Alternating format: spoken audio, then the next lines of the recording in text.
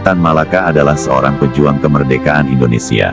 Namanya sangat melegenda, bahkan ditetapkan sebagai pahlawan nasional oleh Presiden Soekarno berdasarkan keputusan Presiden Republik Indonesia nomor 53 yang ditandatangani pada tanggal 28 Maret tahun 1963. Lantas, bagaimana sepak terjang dan kisah hidupnya?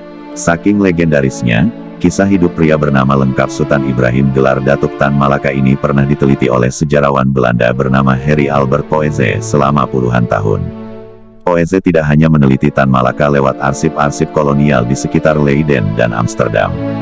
Ia juga mendatangi negara-negara yang pernah menjadi tempat singgah Tan Malaka selain Indonesia seperti Amerika, Inggris, Perancis, Jerman, Rusia, juga Filipina.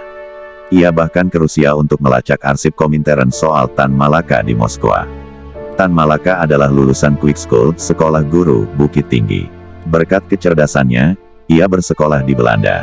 Tapi, untuk bersekolah di sana, ia sempat meminjam dana dari orang-orang sekampungnya dan mendapat bantuan dari mantan gurunya.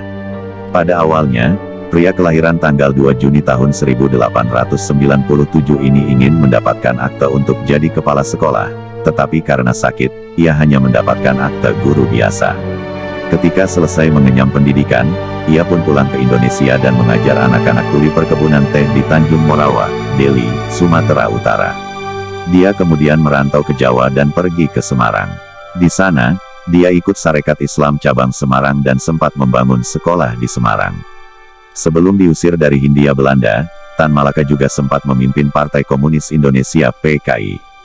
Semasa hidupnya, Tan Malaka hidup berpindah-pindah dari satu negara ke negara yang lain, termasuk Rusia yang menguat menjadi Uni Soviet. Di negara itu, Tan menjadi anggota Komintern, anggota Komunis Internasional. Ia sempat berselisih dengan penguasa Uni Soviet, Joseph Stalin dan dituduh sebagai Trotskis. Sebelum Perang Dunia II, Tan Malaka hidup dalam penyamaran sekitar Asia Tenggara. Dalam masa-masa itu, ia pun menggunakan banyak nama samaran seperti Ilyas Hussein ketika di Indonesia, Alisio Rivera ketika di Filipina, Hasan Ghazali di Singapura, Osorio di Shanghai, dan Ong Sung Lee di Hong Kong. Di akhir masa pendudukan Jepang, dia menyamar sebagai mandor di Banten dan menghabiskan waktu untuk menulis karya besarnya, Madilog.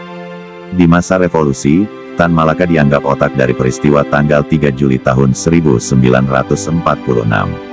Dia menentang hasil perundingan Republik Indonesia dengan Belanda. Saat itu, Tan Malaka menuntut merdeka 100%. Tan Malaka terlibat dalam Persatuan Perjuangan bersama Jenderal Sudirman.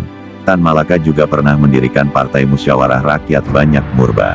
Partai ini pernah ikut pemilu 1955, namun dibekukan pada tahun 1965. Tan Malaka terbunuh sekitar Februari tahun 1949. Tan Malaka tewas ditembak oleh pasukan militer Indonesia tanpa pengadilan di Selopanggung, Kecamatan Semen, Kabupaten Kediri, pada tanggal 21 Februari tahun 1949. Eksekutornya berasal dari Brigade Sikatan atas perintah petinggi militer Jawa Timur.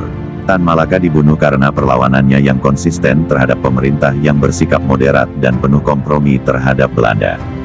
Belakangan, Presiden Soekarno menetapkan Tan Malaka sebagai pahlawan nasional berdasarkan keputusan Presiden Republik Indonesia nomor 53 yang ditandatangani pada tanggal 28 Maret tahun 1963. Pengikutnya yang paling terkenal adalah Adam Malik dan Muhammad Yamin.